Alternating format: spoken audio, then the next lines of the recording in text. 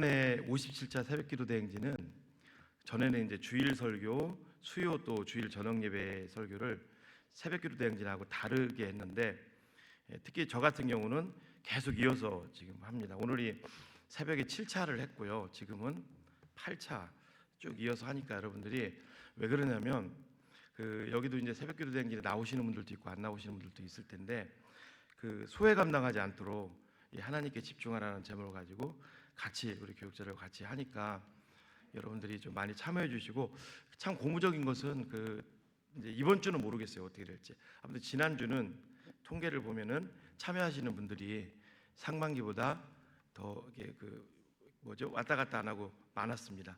이게 참 하나님께 감사를 드리고요. 이번에 새벽기도 대행진을 준비를 하면서 제가 말씀을 드렸잖아요. 어떤 거를 좀 참조하고 그러면 좀 편했을 텐데, 이 생짜배기로 이거 성경을 가지고 이걸 하려니까 아주 힘들고, 또 그리고 하나님의 은혜가 미리부터 좀 주어지면 얼마나 좋겠어요. 근데 꼭 하나님의 은혜가 막판에 이게 교만하지 말도록 그러시는 건지 막판에 주어지다 보니까 겸손하게 하는 거겠죠. 저도 사실은 굉장히 집중을 하고 있고, 한 주간 저한테는 너무 좋았던 게, 여기 하시는 분들이 있으면 계속 하세요. 이 하나님께 이거 집중하라. 이거를 7가지를 이렇게 하는데 아주 유익입니다. 아주. 여러분 이따로 이제 설교 가운데도 계속 나옵니다만, 우리가 하나님께 집중하지 않으면요, 참된 이 땅에서 복을 받을 수가 없습니다. 이건 여러분들이 확실한 이치예요. 저도 신앙생활 하면서도 그렇고, 이게 다른 것에 우리가 자꾸 집중하게 되고, 그거 불 끌어다니느라고 물질 투자하고 마음 투자하고 아주 힘들 수가 있어요.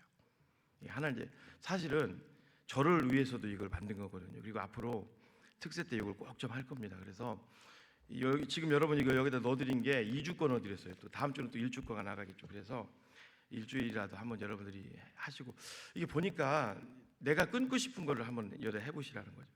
내년에 봄에도 하고, 그래서 우리가 의지적으로도 그렇고 하나님 앞에 좀 결단을 했으면 좋겠어요. 유대인의 지혜서인 탈무드에서 나오는 얘기를 하나 좀 하고 하겠습니다. 옛날에 한 부자가 있었는데요. 돈이 많은 부자가 자기의 전 재산을 이제 아들에게 물려주려고 아들을 멀리 유학을 보냈어요. 그리고 이제 총명한 종을 하나 택해가지고 이제 부자와 같이 이제 재산을 잘 관리하게 하는 거죠. 근데 갑자기 이 부자가 이 중병에 걸린 거예요. 근데 아들은 멀리 가 있고, 지금처럼 어떤 운송수단이라든가 비행기라든가 어떤 유대인의 탈무드에 나오는 거니까 휴대폰 이런 게 없었을 때니까 연락할 길도 없고. 근데 어느 날 갑자기 이 아버지가 주인이 종을 총명한 재산을 같이 관리했던 종을 부르는 거예요. 그러면서 이 공중사무소를 데리고 가는 거예요. 그러더니 자기의 재산을 종에게 다 주겠다. 종이 이거 기겁할 노릇이죠. 아들이 있는데, 이게 어르신이 갑자기 돌아가실 때 되니까 이게 정신이 좀 혼미해졌나 그랬는데 공증까지 다 받았어요. 그리고 그럼 아들은 어떻게 하느냐? 아들은 그 재산 중에서 단 하나 자기가 원하는 그거를 아들한테는 이제 주겠다. 그렇게 하고 이제 하니까 종이 너무 뛸 듯이 기뻤겠죠. 너무 기뻤겠죠. 그러다가 이제 주인이 이제 죽었습니다. 죽고 이제 냉동고에 넣어놓고 이제 시간을 많이 걸려서 아들한테 가서 아들을 이 사실을 알리고, 이제 아들을 이제 불러가지고 아들과 같이 장례식을 잘 치렀어요. 치르고 나서 이제 아들에게 얘기를 했겠죠. 그리고 아들이 막 놀라서 팔짝 뛰는 거죠. 이게 이런 일이 어떻게 있을 수 있냐? 재산을 자기는 지금 후계 수업 받고 있는데 재산을 누구에게 지금 물려준다는 거예요? 종에게 다 물려준다니까 아들 입장에서는 도저히 이해가 안 되는 거죠. 아버지가 막판에 노망이 든 것도 아니고 이해를 못하는 거죠. 그리고 이제 종은 이제 뭐라고 하냐면, 이제 대신에 한 가지 원하는 건 이제 주인님이 고르라겠다. 돌아가시면서 공증도 그렇고 다 보니까 그렇게 위임을 했거든요. 주인의 입장에서는 아들의 입장에서 너무 힘들어서 식음도 전폐하고 이렇게 막 지냈어요. 그런데 마냥 또 그렇게만 지낼 수도 없잖아요. 그래가지고 이제 마음을 좀 추스리고 마을에 그 덕망에 있는 랍비를 찾아갔어요. 찾아가서 도저히 우리 아버지를 이해할 수 없다. 아니 내가 멀쩡하게 살아있는데 어떻게 피 한 방울 안 섞인 종에게 이걸 다 위임할 수가 있느냐. 이 자초지종을 얘기를 쭉 하더니 그 랍비가 무릎을 탁 치더니 그러는 거예요. 여보게, 당신의 아버지는 진짜 현명한 중에 현명한 분 중에 현명한 현자라고. 이게 무슨 얘기냐고 그랬더니 아버지가 그 랍비가 그 얘기를 하는 거예요. 그 아버지가 이제 몸이 아파온다는 걸 스스로 알고 종도 그걸 알았을 거라고. 근데 갑자기 이제 아버지가 죽으면, 주인이 죽으면 종이 그 재산을 중요한 걸 가지고 팔던가 그걸 가지고 도망갈 수도 있고, 아니면 이 사실을 알리지 않고 아들한테 가서 아들을 또 뭐 죽인든가 해코지를 할 수. 이걸 미리 알고 이걸 방지하기 위해서 종한테 그것을 다 물려준 거네. 이게 이해가 안 되잖아요. 그때 이제 그 랍비가 그 얘기를 했습니다. 그 대신에 자네한테는 한 가지 선택하라고 했잖아. 한 가지. 그러면 자네가 할 일은 있다고. 그 재산 물려받은 종을 선택하면 된다고. 이해가 안 되시나요? 그렇죠. 이해가 되시죠? 그 재산을 다 물려받은 종도 다 재산이잖아요. 재산을 물려받은 종을 선택하면 된다고. 참 의미가 있는 탈무드의 지혜서라고 생각을 하는데, 이게 뭐를 보여주냐면 우리가 우리 앞에 어떤 어려움들이 생기게 되면은 막 그 어려움들 때문에 우리는 막 죽을 것 같고 힘들 것 같고 그렇습니다. 우리 하나님의 사람들 얘기하는 거예요. 그 주인의 그 아들처럼. 근데 가만히 들여다보니까 굉장히 현명하거든요. 하나님도 우리의 모든 삶 속에 하나님 개입하시고, 지금 당장은 우리가 힘든 것 같지만 시간이 지나고 나서 보면은 하나님이 우리에게 나쁜 거 주시겠어요? 가장 좋은 걸 주시죠. 저는 오늘 이 풍랑을 만난 이 제자들의 이 사건을 보면서 우리가 무엇을 붙들고 가야 될지를 한 세 가지로 그 정리를 좀 해봤습니다. 첫 번째는요, 염려와 근심은 상황이 아니라 우리 삶 속에서 예수님을 잃어버렸을 때 나타난다는 거예요. 우리는 염려하고 근심하고 두려워하는 걸 어떤 상황이나 환경 때문에 일어난다고 생각을 많이 하잖아요. 그렇죠? 그런데 그게 아니라 예수님을 잃어버렸을 때, 좀 더 넓게 광의적으로 해석하면 전능하신 하나님을 우리가 잃어버렸을 때 우리 삶 가운데 염려와 근심 때문에 우리가 힘들 수 있다는 거예요. 자, 4장 35절 말씀을 우리 다 같이 한번 읽어볼까요? 시작. 그날 저물 때 제자들에게 이르시되 우리가 저편으로 건너가자 하신 이 그날이라는 건 뭐냐면요, 그 앞에 오늘 말씀 이 앞부분을 얘기하는 거예요. 예수님은 하나님 나라에 대해서, 믿음에 대해서 얘기를 쭉 해주셨어요. 그럼 이제 그날이라는 건 뭐냐면 그 믿음에 대한, 하나님 나라에 대한 그 이론을 이제는 주님께서 실습으로 제자들의 그 상황을 한번 파악하려고 한다는 거죠. 여러분, 성경을 보면은 하나님은요 우리에게 믿음을 주셨어요. 그리고 이론 교육을 시킵니다. 철저하게. 교회에서도 마찬가지죠. 교회에서도 이론 교육 시키잖아. 그렇죠? 여러분, 지금 이 시간은요 이론 교육이 좀, 이게 예배 물론 온다는 거 그것도 결단이지만 이론 교육이 커요. 이 시간은 이론 교육. 아브라함을 보시면 알잖아요. 아브라함 어떤 게 이론 교육이에요? 이런 게 이론 교육이에요. 믿음이 약해질 때 하늘의 별을 보면서 너희 자손이 이렇게 많아질 거다. 그리고 모래를 보면서 너희 자손이 이렇게 많아질 거다. 이게 이론 교육이에요. 그럼 실습은 어떻게 시킬까요? 하나님이 이거예요. 이삭 바치라는 거. 이삭 바치라는 거. 그리고 가나안 땅에 기근이 막 오는 거. 그리고 결국 애굽으로 휙 내려가 버리잖아요. 그러니까 우리 삶도 마찬가지예요. 하나님은 우리 삶 속에, 여러분, 온실 속의 화초처럼 이론 교육만 시키는 것이 아니라 우리 삶 속에 실습 교육도 시키십니다. 그래야 우리가 믿음이 그걸 통해서 견고해지고 온전해질 수 있거든요. 자, 저물 때 제자들과 함께 이제 배를 타고 갈릴리 바다 건너편으로 주님이 가시는 모습이 나옵니다. 4장 36절을 보니까 그들이 무리를 떠나 예수를 배에 계신 그대로 모시고 가며 다른 배들도 함께 하더니 이런 내용이 있습니다. 자, 예수님을 태운 채로 또 예수님이 가자고 하는 방향으로 지금 제자들이 간 거예요. 그런데 37절 말씀을 우리 한번 다 같이 한번 읽어보겠습니다. 시작.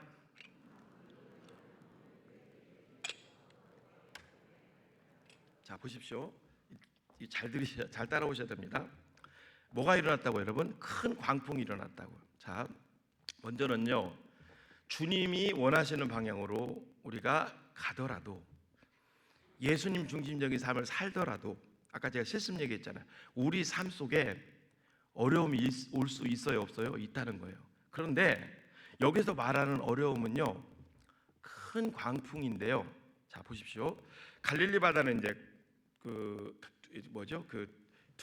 길이가 쭉 둘레가 한 55km 정도 돼요. 근데 갈릴리 바다는 호수거든요. 호수 다 들어보셨죠? 호수라고 많이 하잖아요. 근데 왜 바다라고 부르냐? 그 이유는 그 갈릴리 바다가 좀 독특하기 때문에 그래요. 이게 이 햇빛이 쨍쨍 내리쬐면 이게 수증기가 올라가잖아요. 그리고 저 시리아 쪽에 그 헐몬산 만년설이 있는 그 중동 지방인데도 헐몬산이 있거든요. 거기서 내려오는 찬 공기와 갈릴리 호수에서 올라가는 뜨거운 공기가 거기 하필이면 바다 거기서 딱 만나면 막 돌풍이 막 일어난다고. 갈릴리 바다는 여러분 광풍보다는 돌풍이 일어나는 게 맞아요. 돌풍. 그래가지고 이제 배들도 막 추락하고. 그런데 여기는 지금 뭐가 일어났어요? 큰 광풍이 일어났어요. 큰 광풍. 이게요, 이 큰 광풍을 마태는 뭐라고 이걸 얘기를 하고 있냐면, 바다에 큰 놀이 있다고 했는데 원문을 보면 이게 이런 뜻입니다. 세이모스 메가스, 이런 뜻이에요. 세이모스는 뭐냐면 지진이란 뜻이에요.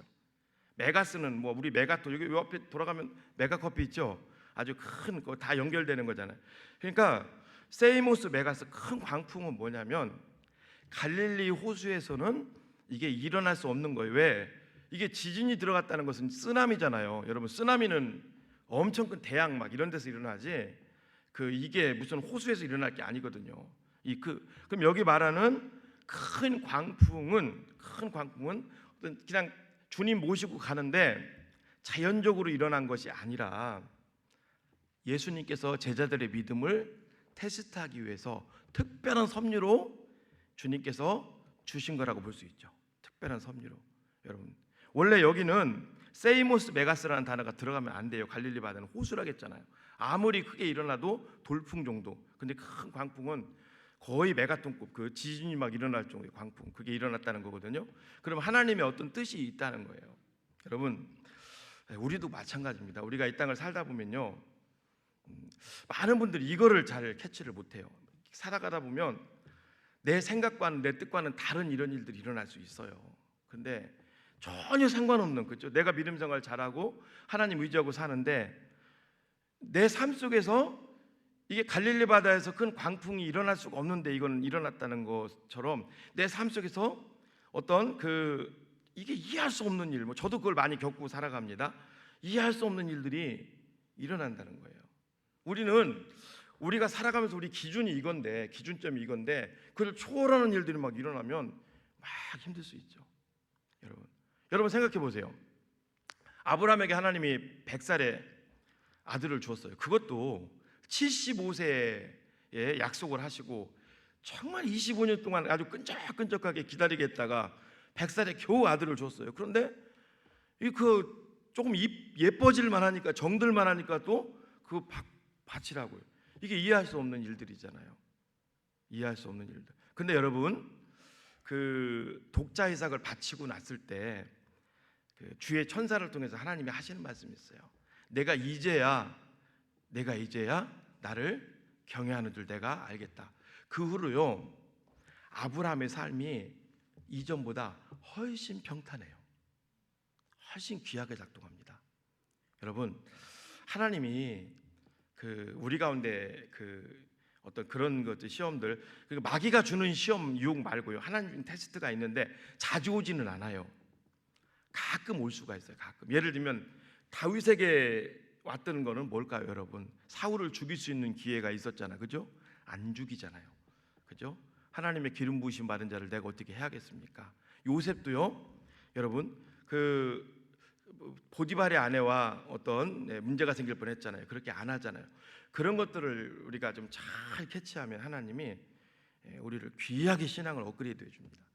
근데 거기서 이렇게 무너져 버리면 또 이제 가는 거예요.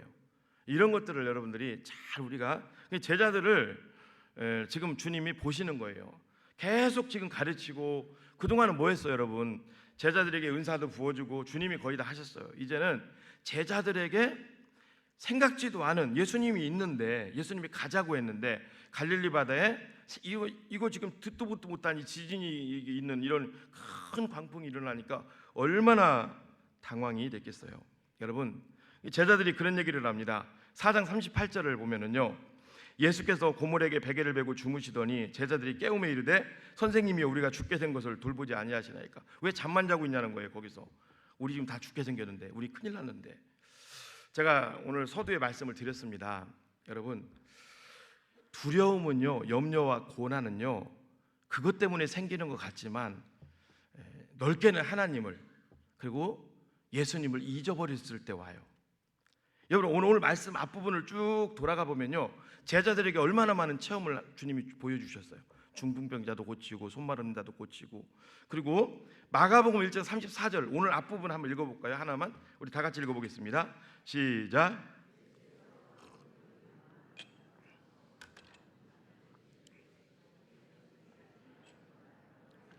예.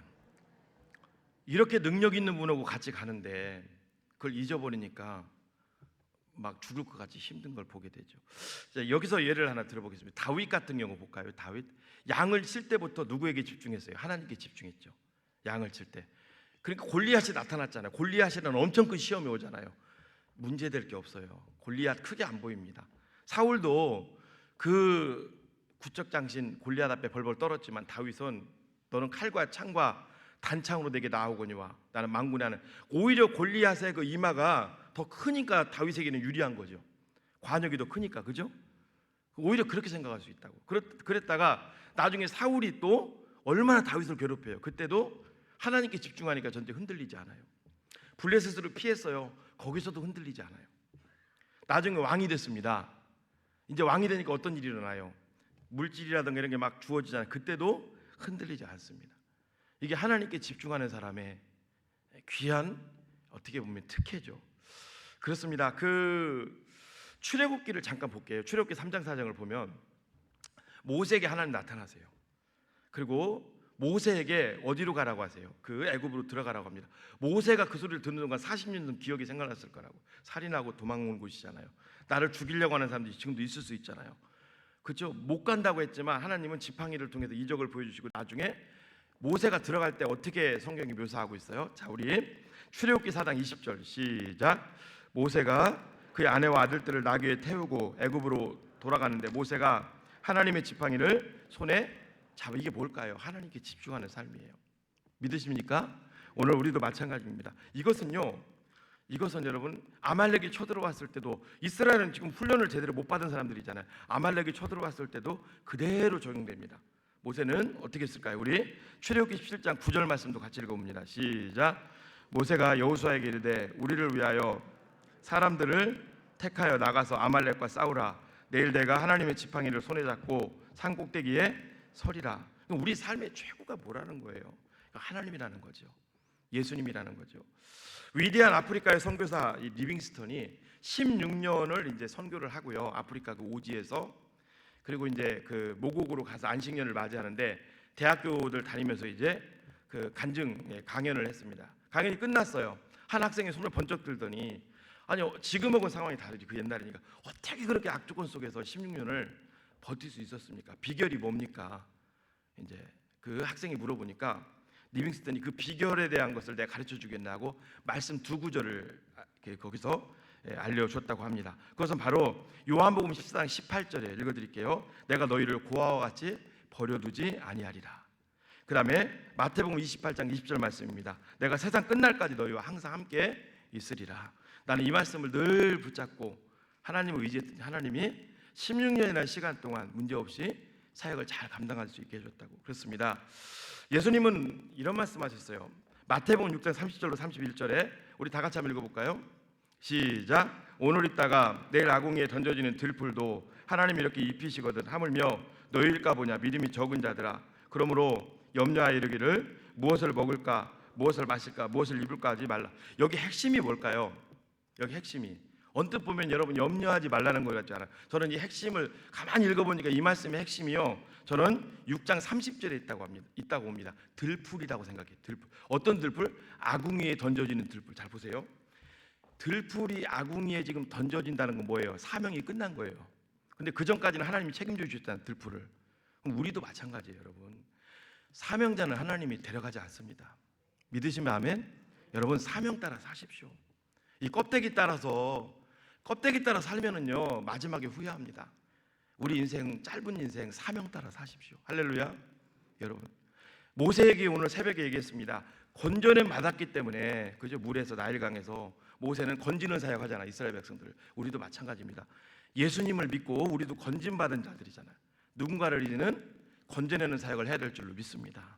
왜 제가 얘기를 드리냐면, 사명 따라 산다니까. 어떤 분들은 예배만 드리는 분들이 있잖아요. 그럼 나는 뭐야? 교회에서 봉사. 그게 우리에게 최고의 사명은 여러분, 건지는 사역이에요. 우리 주변에 지금 건져야 될 세상들이 얼마나 많아요, 그렇죠? 우리 가정에는 또 얼마나 많아요, 여러분. 여러분, 이 땅에 살면서 여러분, 많은 분들이 저부터도 어떻게 좀 건강관리해서 오래 살까? 여러분들이 건강관리해서 오래 산다고 그렇게 애써도요, 교통사고로 코로나로 돌아가실 수 있어요. 제가 전주에서 사역할 때 저하고 늘 같이 62세대신 분, 또 저보다 한 살 많은 분, 코로나로 두 분 다 세상 떠났다고요. 그러니까 여러분, 사명입니다. 사명 있으면 하나님 안 데려가죠. 할렐루야. 근데 사명 다 하면 또 끝나는 거죠. 여러분, 꼭 기억하십시오. 아궁이에 던져지는 들풀은 뭐예요, 여러분? 사명이 다 한 거예요. 그 전까지는 뭐예요? 하나님이 책임지셨다는 거예요. 우리도 하나님이 맡겨주신 사명을 여러분 잘 감당하십시오. 하나님이 나머지는 책임져 주실 줄로 믿습니다. 여러분, 고든 맥도날드라고 하는 분이 책을 썼어요. 아마 갖고 계신 분들 있을 건데, 내면 세계 영적 성장과 질서라는 책인데, IVP에서 나왔는데 아주 좋은 책입니다. 소장 가치가 있는 책이에요. 그런데 이 고든 맥도날드, 이분의 친구가 미국의 핵잠수함 장교였답니다. 잠수함은요, 저도 뭐 들어가서 타봤습니다만, 잠수함은 여러분 흔들리지 않아요. 근데 잠수함이 막, 그 핵잠수함, 큰 잠수함이 앞으로 쭉 나가는데 갑자기 잠수함이 막 요동을 치는 거예요. 그러니까 함장이 막 그 조종실로 뛰어 올라왔어요. 그 뭐라고 했을까요? 이상 없나? 그때 거기 조종실에 있는 사람들이, 예 함장님 이상 없습니다 하니까 다 내려간 거예요. 뭔 얘기를 드리려고 할까요? 여러분, 우리 내면입니다. 우리 내면이요, 예수님께 집중하고 있으면, 하나님께 집중하고 있으면 어떤 상황이 오더라도 우리는 흔들리지 않게 될 줄로 믿습니다. 잠수함도 마찬가지예요.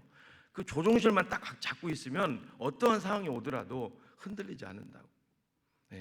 근데 반대로 우리 내면이 예수님께 집중하지 않고 사니까 매일 불 끄러 다니는 거예요. 매일. 여기서 뻥, 저기서 뻥, 물질 나가죠, 시간 나가죠, 다 나가는 거예요. 여러분, 그 예수님과 그 예수님의 남편 요셉과 누구죠? 예수님 12살 때 유월절 지키러 예루살렘 올라갔다가 예수님 잃어버린 사건 아마 들어보셨을 거예요. 예수님 잃어버렸어요, 오다가. 근데 여러분, 왜 잃어버렸을까요? 예루살렘에서 그 유월절 지키러 왔다 갔다 하면 그 굉장히 시간이 많이 걸린다. 요셉은 일감 갖고 일하는 사람이잖아요. 머릿속에 이거 밀리고 단골 떨어다가 못하거나. 그러니까 막 이제 끝나자마자 친척들과 어울려서 가다가 저녁에 여관에서 한 거야. 예수가 사라진 거예요. 그때부터 어떤 일이 일어나요? 예수가 잃어버리니까 3일 동안 예수 찾느라고 시간 소비에, 그렇죠? 예수 잃어버리니까 물질 소비에, 여관비 또 들잖아요, 그렇죠? 정신적으로 막. 그러니까 우리가 예수님께 집중하지 않고 살면요, 빠른 길 같아도 결국은요, 필요 없는 물질, 필요 없는 시간, 필요 없는 건강, 필요 없는 것들이 또 나갈 수 있다는 거예요. 예수님께 집중하고 살면은, 그걸 통해서 사명을 잘 감당하면 하나님이 나머지는 가지치기를 다 해주세요. 할렐루야. 그리고 우리 삶을 귀한 길로 인도해 가실 줄로 믿습니다. 그럼 여기서 이제 두 번째입니다. 사명자에게 고난은 잠시 지나가는 소나기와도 같다. 오늘 제목하고도 맞물리는 건데, 제자들은 이렇게 두려워했어요. 그런데 예수님은 평안했어요. 이 부분을, 이유가 뭘까? 마가복음 4장 38절을 좀 천천히 읽어볼까요? 시작.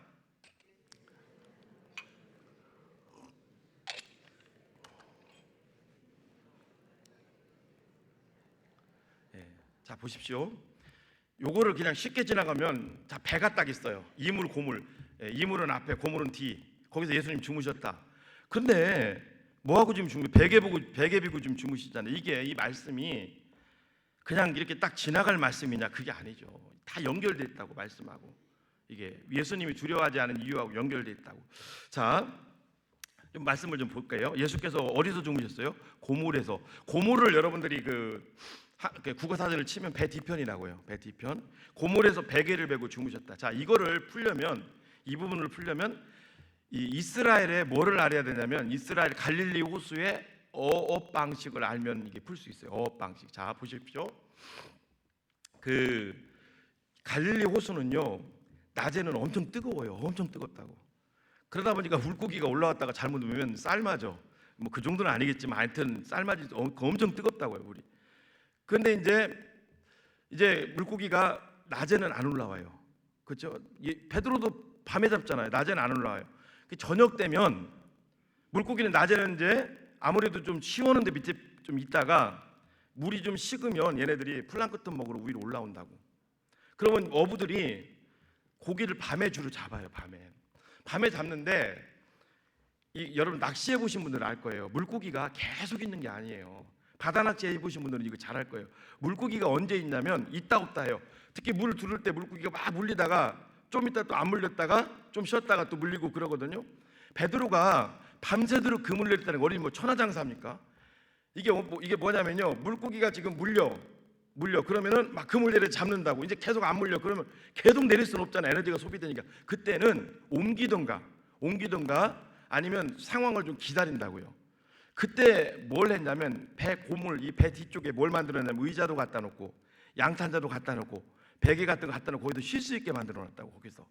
거기서 지금 어부들이 쉬면서 지금 잠깐 쪽잠도 자고. 누가 그렇게 많이 해요, 여러분? 원양어선 타는 사람들도 그렇게 많이 해요. 몇 시간 쪽잠 잤다가 물고기 또 있으면 또 막 움직이고. 그거 쪽잠 자는 거예요. 왜 쪽잠 자요?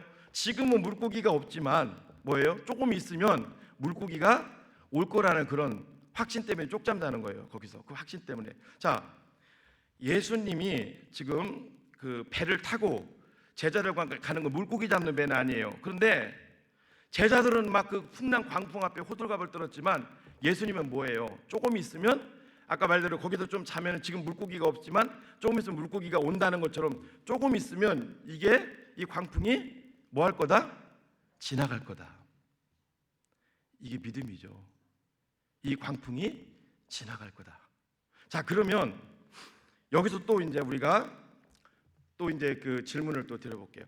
왜 예수님은 그런 믿음을 가졌고 왜 제자들은 그런 믿음을 못 가졌느냐? 물론 그 상황과 환경에 따라 다르지만, 자 보십시오. 예수님이 제자들을 불렀을 때 그냥 너 일로 와 가지고 그냥 바로 그냥 제자로 썼나요? 아닙니다. 훈련을 엄청 시켰어요. 그렇죠?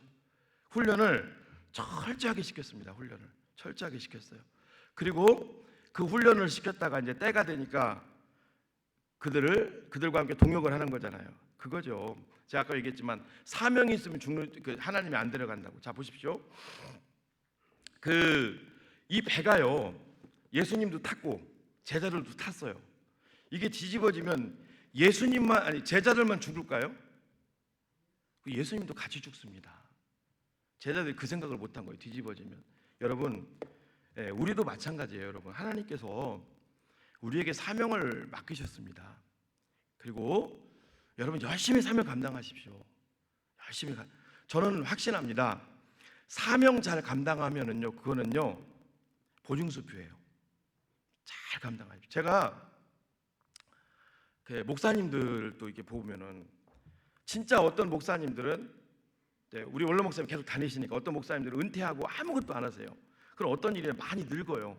많이 늙고 힘들어지고. 그런데 뭐래도 막 하시는 분들이 있다고. 이제 여러분들도 마찬가지입니다. 나이 들 때까지 열심히 뭐래도 하시라고. 그럼 훨씬 더 건강하고요. 하나님이 여러 가지 은혜를 주시는 걸 봐요. 여러분 꼭 기억하십시오. 사명자는 절대로 하나님이 데려가지 않습니다. 그리고 사명자에게 고난은 뭐라고요? 잠시 잠깐 지나가는 소나기와 같다는 거예요. 소나기와 잠시 잠깐 지나가는.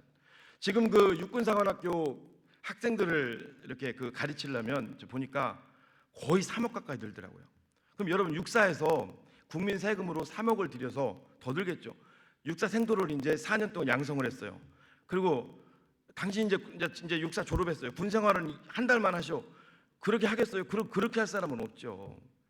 육사는 기본적으로 의무복무가 5년입니다.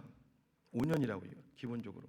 그러니까 하나님이 우리도 마찬가지 우리를 부르셔서 우리를 사명자를 맡겼다는 것은 여러분 지금 앞에 이렇게 와닿는 것은 우리를 무너뜨리는 것 같지만 그게 아니라는 거예요. 우리를 연단시켜서 더 귀하게 쓰기 위한 하나님의 섭리인 줄로 믿습니다. 그걸 보시고 기도하시라는 거예요, 여러분. 자, 예수님은 이런 얘기를 합니다. 4장 40절 말씀 한번 띄워주실래요? 시작. 예, 제자들에게 이르시되 어찌하여 이렇게 무서워하느냐? 너희가 어찌 믿음이 없느냐 하시니. 이게 무슨 뜻일까요? 아까도 제가 말씀드렸습니다. 마가복음 1장 17절에 처음 제자들을 부릅니다. 내가 너희로 사람을 낳는 어부가 되게 할 것이다. 그리고 그들에게 여러 가지 은사도 하나님께서 주셔요. 그리고 그들과 함께하고 지금 배를 탔는데 제자들은 막 죽을까 봐 겁나잖아요. 주님이 그 얘기하는 거예요. 너희들에게 사명을 주었는데 왜 너희들이 죽을까 봐 지금 겁내하느냐, 그거예요. 여러분, 이거에 대한 정확하게 우리가 볼 수 있는 구절이 있습니다. 바울 그 사도행전 20장부터인데 설명을 좀 해드릴게요. 바울이 아시아에서 복음을 전하려고 했어요. 근데 마케도니아 환상 가운데 하나님 막으시잖아요. 그래서 바울이 유럽 마케도니아 쪽으로 가서 복음을 전합니다. 그런데 어느 날 또 하나님이 노마로 가라는 그런 마음을 주세요. 바울에게 예루살렘을 거쳐.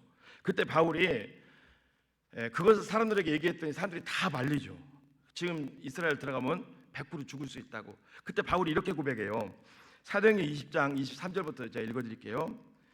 22절부터 보라, 이제 나는 성령에 매여 예루살렘으로 가는데 거기서 무슨 일을 당하는지 알지 못하노라. 오직 성령이 각 성에서 내게 증언하여 결박과 환난이 나를 기다린다 하시나 내가 달려갈 길과 주 예수께 받은 사명 곧 하나님의 은혜의 복음을 증언하는 일을 마치려 하면은 나의 생명조차 조금도 귀한 것으로 여기지 않겠다. 그리고 예루살렘으로 갑니다.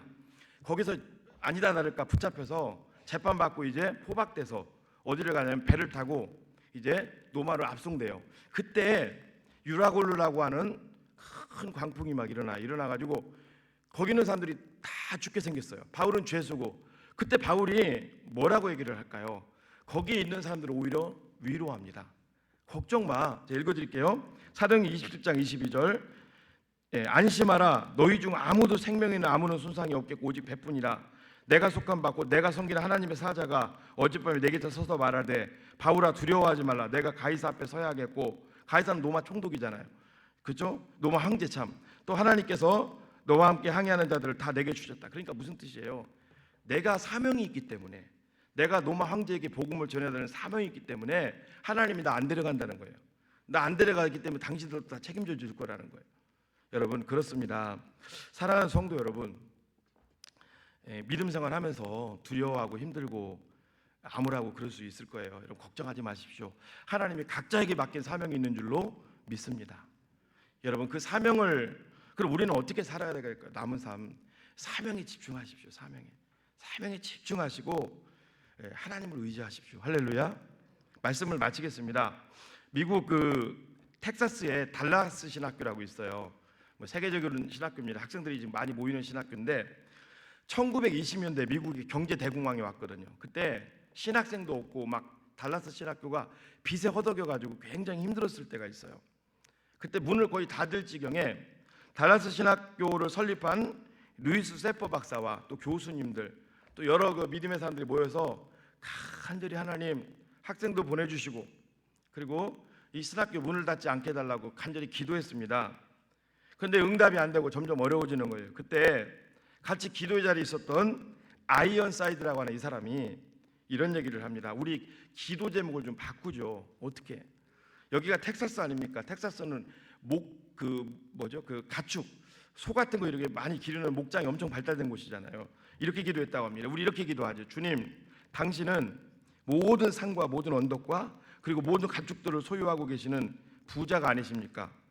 그 가축들 중 얼마를 팔아서 돈을 우리에게 보내주셔서 학교의 빚도 잘 갚게 해주시고 이 학교가 학생들을 잘 양육할 수 있도록 도와주세요. 얼마나 솔직한 기도예요. 기도를 하니까요, 하나님이 어떻게 응답하시냐면 어느 날 그 마차가 들어오는 거예요. 그 사람이 내리는데 신기하다고, 내가 오늘 소를 차 2대 가득 싣고 어떤 계획을 가지고 갖다가 팔았다 이거예요. 그리고 그 돈을 가지고 뭐를 하려고 하는데 갑자기 그냥 하나님이 내 마음속에 어려운 사람들을 이걸 도우라는 마음을 주셨고 내가 이끌려서 여기 왔다는 거예요. 그 거금을 달라스 신학교에 내는 거예요. 이런 일들이 한두 번 일어나는 것이 아니라 계속 일어나서 달라스 신학교가 이제 빚도 갚고 다시 회복됐어요. 우리도 마찬가지입니다. 사명자는 하나님이 절대로 안 데려가고 사명자는 반드시 하나님이 도우실 줄로 믿습니다. 여러분 아무튼 이번 특세 기간에 여러분 꼭 좀 참여해 주시고 2주 남았으니까요. 그리고 그 새생명 전도 축제도 같이 하니까 우리는 건지연을 받은 자들이잖아요. 그렇죠? 죄에서, 그렇죠? 영원한 사망에서 누군가를 건지는 일에 우리가 드려지시기를 예수님의 이름으로 축복합니다.